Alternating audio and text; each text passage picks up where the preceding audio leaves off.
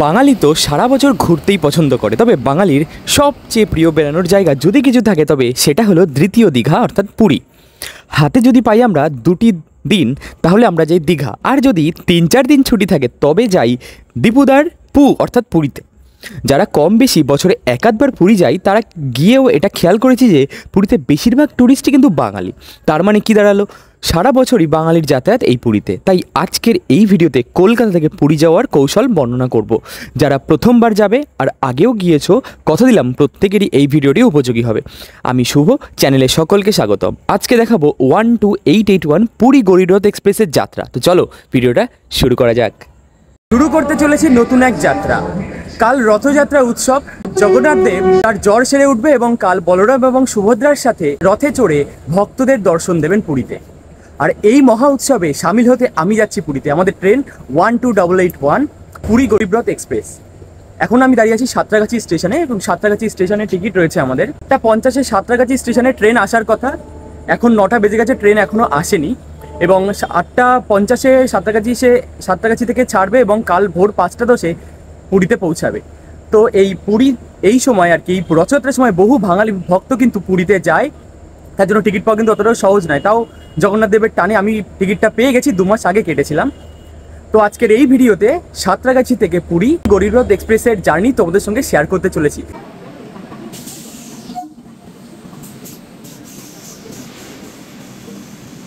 এখন বাজে 9:19, train already প্রায় বলা যেতে পারে 30 মিনিট লেট। আর এই পুরী গরিরথ এক্সপ্রেস কিন্তু 1 নম্বর প্ল্যাটফর্মে দেয়, সাঁতরাগাছি স্টেশনের 1 নম্বর প্ল্যাটফর্মে। আমাদের কামরা G13, যেটা প্ল্যাটফর্মের পিছন দিকে, অনেকটাই পিছনে, মানে সামনে ইঞ্জিন থাকলে ট্রেনের একদম পিছন দিকে পড়ছে আমাদের G13।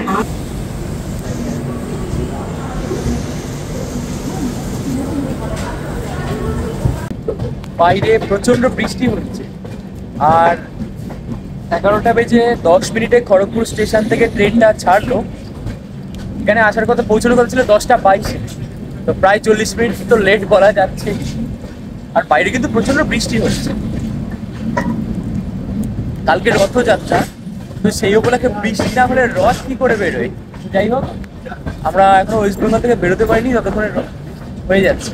পরের স্টেশন বালাসোর, যেটা রাত 11:55 ছাড়বে, 228 কিলোমিটার পৌঁছবে।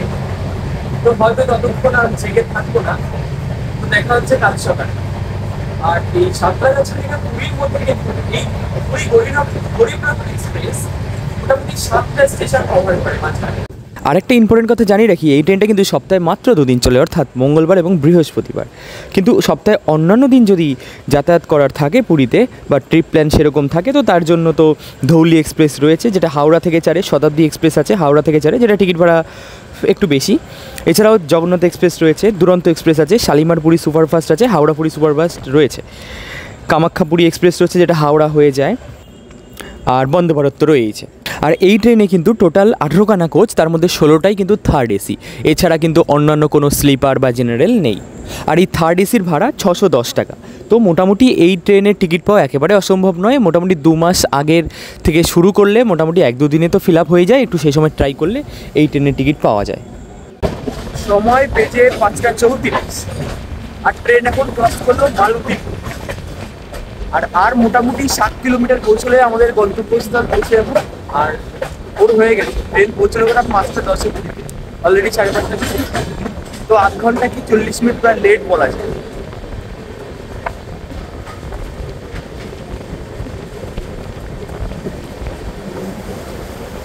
কাল রাতে দেখাচ্ছিলাম বৃষ্টি হচ্ছিল, তো এখানেও কিন্তু অলরেডি বৃষ্টি হচ্ছে, দেখলে তোমরা বুঝতে পারছো। যারা আমরা আর কি কলকাতার ওই সাইডটায় থাকি বা কলকাতার কোনো কাছাকাছি শহরে থাকি, তো তাদের কাছে কিন্তু এই সাঁতরাগাছি বা শালিমারে আসা কিন্তু একটু দূর হয়ে যায়। কিন্তু তা সত্ত্বেও আমাকে যদি জিজ্ঞেস করা যে আমি কেন এই ট্রেনে টিকিটটা কাটলাম, তো আমি বলবো এটার প্রধান কারণ হচ্ছে গিয়ে অন্যান্য ট্রেনের থেকে আমি দেখেছি কিছুটা কম সময় নেয়, 8 ঘন্টা 35 মিনিট। আর এই ট্রেনের টাইমটা এমন যে রাত্রেবেলা ট্রেনে উঠলাম, সকালবেলা, মানে সকাল নয় ভোরবেলা আমরা পৌঁছে যাই পুরীতে। তো রাতটা তো কভার হয়ে গেল আর সারা দিনটা আমরা সময় পাই। এবং ভোরবেলা নেমেই যদি আমরা 7-8টার মধ্যে হোটেল চেক ইন করতে পারি, তো একটা দিন তো নষ্ট হলোই না, উল্টে আমরা সেই পুরো দিনটা আমরা পুরীতে কাটাতে পারলাম। তো এটাই হচ্ছে কারণ। একটু কষ্ট করে শালিমার বা সাঁতরাগাছি হাওড়া থেকে ট্রেন ধরলে কাছে হবে। তো সেই সাঁতরাগাছিতে এসে যদি এই ট্রেনটা ধরা যায় তো বেশ সুবিধাজনক বলে আমার মনে হয়। তোমাদের কি মতামত, বা যারা মোটামুটি পুরীতে যাতায়াত করো তো তারা কোন ট্রেনে বেশিরভাগ যাতায়াত করো আমাকে জানিও।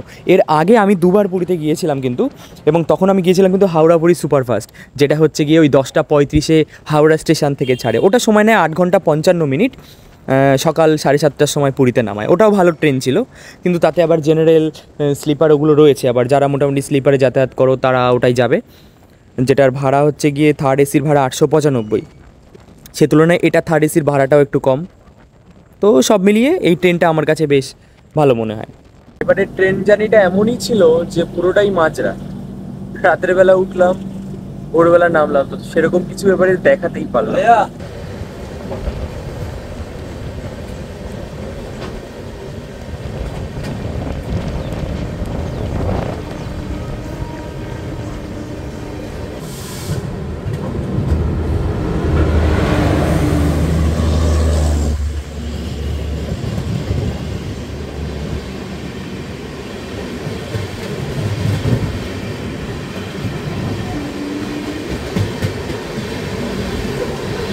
ক্রস করছে হাওড়া পুরী শতাব্দী এক্সপ্রেস।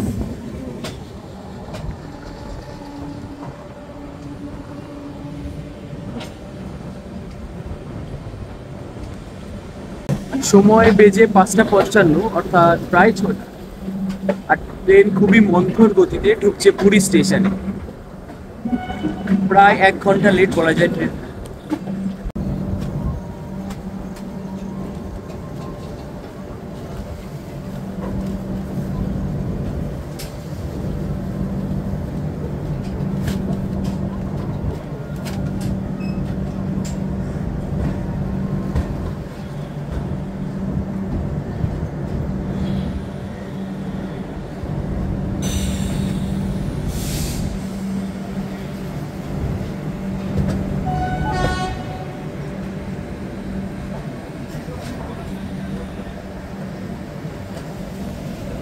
ওপাশে দাঁড়িয়ে আছে জগন্নাথ এক্সপ্রেস, পুরী শালিমার জগন্নাথ এক্সপ্রেস।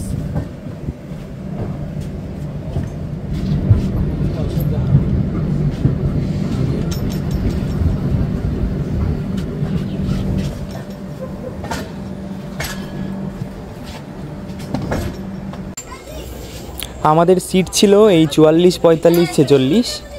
তো একদম শেষ মুহূর্তে, কালকে তো রাত ছিল আর উঠেই শুয়ে পড়েছিলাম, তো ট্রেন দেখাতে পারিনি ট্রেনের সিটগুলো বা ট্রেনের কন্ডিশন কেমন কী। মোটামুটি ক্লিন ট্রেন বলা যায়, ভালো ট্রেনটা।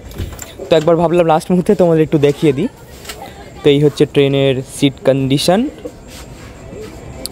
আর আশপাশটাও যদি দেখাই, মোটামুটি ম্যাক্সিমাম যাত্রী নেমে গেছে। ঠিক আছে, আমরাই রয়েছি, আরও কিছু নামছে সামনে। ট্রেন তো দাঁড়াবে অনেকক্ষণ, কারশেডে যাবে যত সম্ভব, জানি না এরপর পুরী থেকে এটা কখন ছাড়ে আমার ডিটেলসটা দেখা নেই। আমরা এখন নামছি।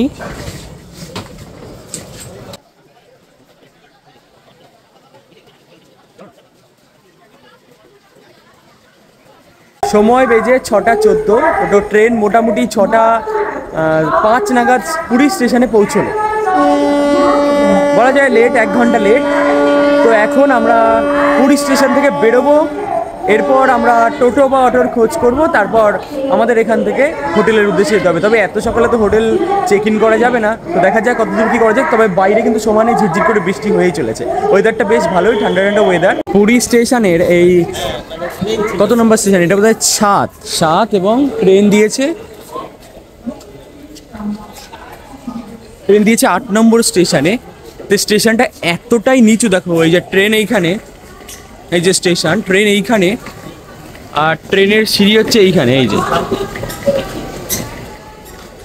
তো মানুষের তো নামতে খুবই, বয়স্কদের তো নামতে খুবই কষ্ট। এই যে এতটা উঁচু ট্রেন দিয়ে সাধারণ মানুষ কীভাবে নামবে, এগুলো একটু কারেকশান করা উচিত। একটা ট্রেন থেকে বয়স্ক মানুষরা বা বাচ্চারা সবাই ট্রাভেল যেহেতু করে, তো সেই তাদের যে ভালো সার্ভিস তো দেওয়া উচিত। মানে প্ল্যাটফর্মটা এখনও পুরীর এত যা ভক্ত দর্শনার্থীরা আসে, তো ট্রেন এত নিচু, মানে প্ল্যাটফর্ম এত নিচু।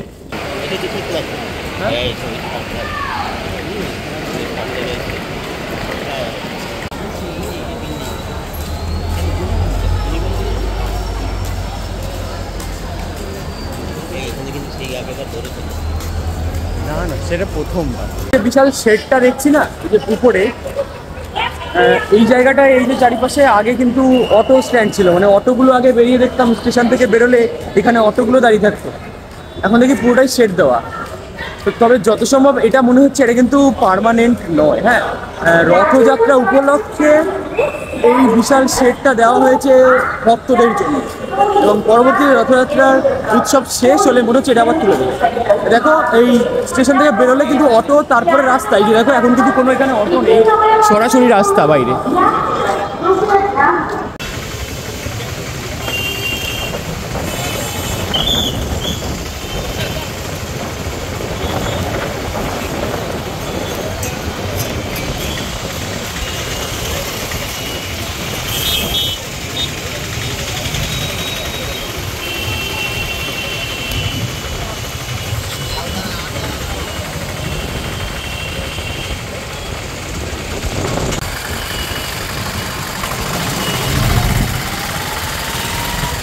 স্টেশনের বাইরে থেকে একটু এগিয়ে এসেই অটো পেয়ে গেছি,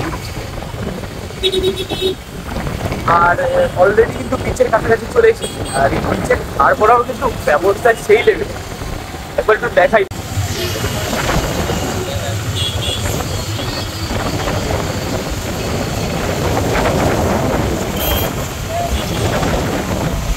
বছরের অন্যান্য সময় এই জায়গাগুলো কিন্তু সব ফাঁকা থাকে,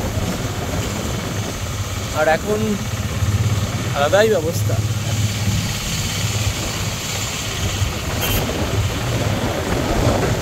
তো সবই রথযাত্রা উপলক্ষে, কারণ প্রচুর ভিড় হয় এখানে, প্রচুর ভক্ত আছে বিভিন্ন প্রান্ত থেকে দেশে, যার জন্য এই অবস্থা। আস্তে আস্তে আচ্ছা ব্যবস্থাটা উপসে একটু দেখছি, এই পাশটা আবার ফাঁকা লাগছে।